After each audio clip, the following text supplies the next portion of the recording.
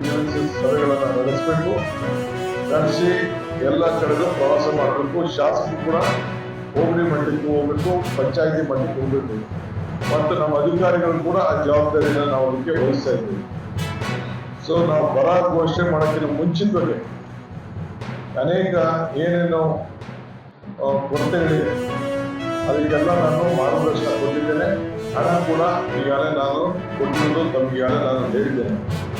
So ಅದರಿಂದ ಇವತ್ತು ಬೆಸ್ಕಾಂ ಎಂಡಿಗಳು ಕೂಡ ಬೋರ್ವೆಲ್ಗೆ ಕೂಡಲೇ ನಿಮ್ಗೆ ಏನ್ ಬೇಕು ಹಣನ ಈ 1 ಕೋಟಿ ರೂಪಾಯಿಲೆ ಕೆಲವು ಪವರ್ ಕನೆಕ್ಷನ್ ಕೊಡ್ಬೇಕಾದ್ರೆ ಇದನ್ನ ನಾವು ಕೊಡಲಿಕ್ಕೆ ನಾವು ಬದ್ಧವಾಗಿದ್ದೇವೆ. ನೀವು ಲೆಕ್ಕಾಚಾರ ಹಾಕಿ ಇದನ್ನ ಮಾಡ್ಬೇಕಾದ್ರೆ ಒಂದು ಎಸ್ಟಿಮೇಷನ್ ಮಾಡ್ಬೇಕಾದ್ರೆ ಬೋರ್ವೆಲ್ಗೆ ಪವರ್ದು ಕೂಡ ಲೆಕ್ಕ ಹಾಕಿ ನೀವು ಮಾಡಬೇಕು ಅಂತ ನಾನು ಹೇಳಿದ್ದೇನೆ. SIR ವಿಚಾರದಲ್ಲಿ ಮನೆಗೆ ಗ್ಯಾಸ್ ಸರ್ಟಿಫಿಕೇಟ್ ನ ಏನು ಸುಮಾರು 3.5 ಕೋಟಿ 4 ಕೋಟಿಯಷ್ಟು ಗ್ಯಾಸ್ ಸರ್ಟಿಫಿಕೇಟ್ ಇದೆ, ಅದೆಲ್ಲ ಡೌನ್ಲೋಡ್ ಮಾಡಿ ಮನೆಗೆ ಯಾರು ಕೇಳಿದ್ರೆ ಎಲ್ಲರೂ ಕೂಡ ಕೊಡಬೇಕು. ಏಕೆಂದ್ರೆ ನನಗೆ ಬಂದಿರೋ ಮಾಹಿತಿ ಪ್ರಕಾರ 1 ಕೋಟಿಗೂ ಹೆಚ್ಚು ಜನರು ಈಗ ಸರಿಯಾದ ರೀತಿ ದಾಖಲೆಗಳಿಲ್ಲ ಅಂತ ಹೇಳಿ ಕೆಲವನ್ನ ವಾಪಸ್ ಅವ್ರಿಗೆ ನೋಟಿಸ್ ಕೊಡುವಂತ ಸಿದ್ಧತೆ ನಡೀತಾ ಇದೆ ಅಂತೇಳಿ SIR ಅಲ್ಲಿ ನನಗೆ ತಿಳಿದು ಬಂದಿದೆ. ಅದಕ್ಕೆ ಆನ್ ಪ್ರಯಾರಿಟಿ ರೆಸಿಡೆನ್ಸ್ ಸರ್ಟಿಫಿಕೇಟ್ ಮತ್ತು ಗ್ಯಾಸ್ ಸರ್ಟಿಫಿಕೇಟ್ ಅವ್ರಿಗೆ ಮಾಹಿತಿಗೋಸ್ಕರ ಅವರ ಮತದಾನದ ಹಕ್ಕನ್ನು ಉಳಿಸ್ಕೊಡ್ಬೇಕು ಅಂತೇಳಿ. ಯಾರ ಮತದಾನ ಹಕ್ಕನ್ನು ಉಳಿಸ್ಕೊಳ್ಳಿಲ್ಲ ಅವ್ರಿಗೆ ಮುಂದಿನ ಅನೇಕ ಯೋಜನೆಗಳು, ಸರ್ಕಾರಿ ಸೌಲಭ್ಯಗಳು, ಪೆನ್ಷನ್ಗಳು ಕೊಡ್ಲಿಕ್ಕೆ ಬಹಳ ತೊಂದರೆ ಆಗ್ತದೆ.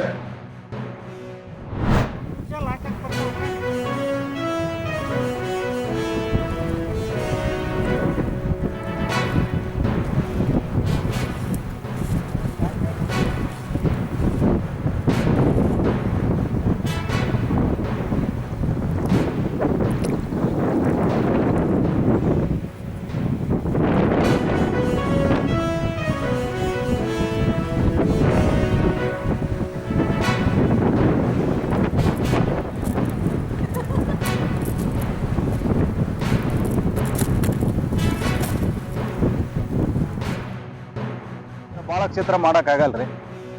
ನಮಗೆ ಸ್ವಲ್ಪ ಭೂಮಿ ಎಡದವಲ್ರಿ, ಭಾಳ ಮಾಡೋಕ್ಕಾಗಲ್ಲ. ಎಕರೆ 2 ಎಕರೆ 4 ಎಕರೆ ಸ್ವಲ್ಪ ರೈತರು ಅವರು ತಕ್ಕಂತಾಗ ಭೂಮಿ ಇದ್ದಂತಾಗ ಮಾಡ್ಯಾರ. ವಿಷಯಲ್ಲ ಈ ಸಲ ಸೂರ್ಯಪಾನ ಹಾಕಿವ್ರಿ, ಹೆಸರು ಹಾಕಿವಿ, ಶೇಂಗಾ ಹಾಕಿವ್ರಿ. 3 ಅಂತೂ ಕ್ರಾಪ್ ಹಾಕ್ತೀವಿ ನಾವು. ಮುಂಗಾರಿ, ರೋಣಿ ಮಳೆ, ಚೆನ್ನಾಗಿ ಮಳೆ ಆದ್ರೆ 3 ಕ್ರಾಪ್ ಬರ್ತದೆ. ಪರವಿಲ್ರಿ. ಈ ಸಲ ಸ್ವಲ್ಪ ಇಳುವರಿ ಕುಂಠಿತ ಆಗುತ್ತೆ, ಮಳೆ ಭಾಳ ಕಡಿಮೆ ಆಗೈತ್ರಿ. ಇದು ಏನೋ ಮತ್ತು ಇದ್ರಾಗ ತೇವಾಂಶ ಉಸಿಗಲ್ರಿ, ತೇವಾಂಶ ಇಟ್ಕೊಂಡಿದ್ದು ಸ್ವಲ್ಪ ನಮ್ಗೆ ಆಶಾದಾಯಕ. ಕಡೆಗೆ ಇವತ್ತು ನಮ್ಗೆ ಅಟ್ಲೀಸ್ಟ್ ಇವತ್ತು ಬರ ಬಿದ್ದೈತೆ ಅಂದ್ರೂ ಬೀಜಕ್ಕೆ ಏನಾರು ಸ್ವಲ್ಪ ಪಲ್ಯ ಆ ಕಡೆ ಕಾಳಿಗೆ ಏನಾರು ಒಂದು ಮನಿತಾನ ನಡೆಯಕ ಅನುಕೂಲತೆ ಐತಿ ಸರ್. ಈತಿಂತ ಉಸುಗ್ ಏರ್ಕೊಂಡು ಏಟ್ರೆ ಕಾಣ್ತು ಅನ್ನಕ್ಕೆ ಇದು ಮಾಡೋದು ಸರ್. ಇನ್ನೂ ಇವತ್ತು ಹೆಚ್ಚಿನ ರೀತಿಯಾಗಿ ರೈತರು ಇನ್ನು ಇಂಥವೆಲ್ಲ ಮಾಡ್ಕೊಂಡು ಅನುಕೂಲತೆ ಮಾಡ್ಕೊಂಡ್ರೆ ಒಳ್ಳೆ ಬೆಳೆ ತಮ್ಮ ಜೀವನ ಸಾಧಿಸೋಣಕ್ಕೆ ಅನುಕೂಲ ಆಗುತ್ತೆ. ಇನ್ನೂ ಹೆಚ್ಚಿನ ರೀತಿಯಾಗಿ ಸರ್ಕಾರದ ಪರಿಹಾರ ಎತ್ತ ಮರೆ ಹೋಗಾಗಲ್ಲ. ಈ ತಮ್ಮ ಬೆಳೆಯಾಗ ತಾವು ಬದುಕ್ಯಂತಾರೆ, ಬದುಕಕ್ಕೆ ಒಂದು ಸರ್ಕಾರ ವ್ಯವಸ್ಥೆ ಮಾಡಿದ್ರೆ ಇನ್ನೂ ಅನುಕೂಲ ಆಗುತ್ತೆ. ಈ ಬಿಸಿಲು ಇರೋದ್ರಿಂದ ಭೂಮಿ ತಂಪು ಇರ್ತದ, ಹಾಗಾಗಿ ಮುಂಗಾರಿ ಹಿಂಗಾರಿಗಳ ಬೆಳೆಯಲಿಕ್ಕೆ ಅನುಕೂಲ ಆಗುತ್ತೆ ಅಂತ ತಿಳ್ಕೊಂಡು ಈ ಒಂದು ವ್ಯವಸ್ಥೆಯನ್ನು ಕೈಗೊಂಡು ಇದರಿಂದ ಜೋಳ ಬೆಳೆಯಲಿಕ್ಕೆ ಅನುಕೂಲ ಆಯ್ತು. ಜೀವನಯುಕ್ತವಾಗಿ ದಾರಿ ಆಯ್ತು. ಇದೇ ನಂತರ ಬೆಳೀತಾ ಬಂದಿಲ್ಲ ಮುಂಗಾರಿ ಹೆಸರು, ಹಿಂಗಾರಿ ಶೇಂಗಾ ಇದೇ ರೀತಿ ಬೆಳೀತಾ ಕಡ್ಲಿ ಇನ್ನಿತರ ಬೆಳೆಗಳನ್ನು ಬೆಳೆದು ಸರಿಯಾದ ಜೀವನೋತ್ಸವಕ್ಕೆ ದಾರಿ ಕೈಗೊಂಡು ಬದುಕಲಿಕ್ಕೆ ದಾರಿ ಆಯ್ತು.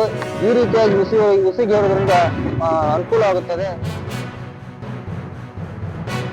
ಯಾಕಂತಂದ್ರೆ ಉಸುಗೇರೋದ್ರಿಂದ ಏನಾಗ್ತೈತಿ, ಭೂಮಿ ತಂಪು ಉಳಿತೈತಿ, ನೀರನ್ನು ಹಿಡಿತೈತಿ. ಅಲ್ಪ ಮಳೆ ಆದರೂ ಸಾಕು, ಗಿಡಗಳಿಗೆ ಎಷ್ಟು ಬೇಕಷ್ಟೇ ನೀರನ್ನು ಕೊಡ್ತಕ್ಕಂಥದ್ದನ್ನು ಉಸು ಮಾಡ್ತೈತಿ. ಆಮೇಲೆ ಮಣ್ಣಿನಲ್ಲಿ ಯಾವುದೇ ನ್ಯೂಟ್ರಿಷನ್ ಹಾಕಿದ್ರು ಅದು ಬಿಟ್ಕೊಡೋಲ್ಲ, ನೇರವಾಗಿ ಗಿಡಗಳಿಗೆ ಕೊಡ್ತಕ್ಕಂಥ ಒಂದು ಅನುಕೂಲ ಮಾಡ್ಕೊಳ್ತಕ್ಕಂಥದ್ದು. ಇದನ್ನು ಸಾಕಷ್ಟು ರೈತರು ಎರೆಹಂಚಿನಾಳ, ಬಿನ್ನಾಳ, ಈ ಕಡೆ ಕುಕ್ನೂರು, ಈ ಕಡೆ ಕೌಲೂರು, ಈ ಸೈಡ್ ಸಾಕಷ್ಟು ನಾವು ರೈತರ ಹೊಲಗಳಿಗೆ ಅಡ್ಡಾಡಿ ನೋಡಿದಾಗ ಸಾಕಷ್ಟು ರೈತರು ಈ ಮಣ್ಣು ಇದು ಹೊಲದಲ್ಲಿ ಉಸುಗನ್ನು ಅಳವಡಿಸಿಕೊಂಡು ಒಂದು 3-4 ವರ್ಷವರೆಗೂ ಒಳ್ಳೆ ಬೆಳೆ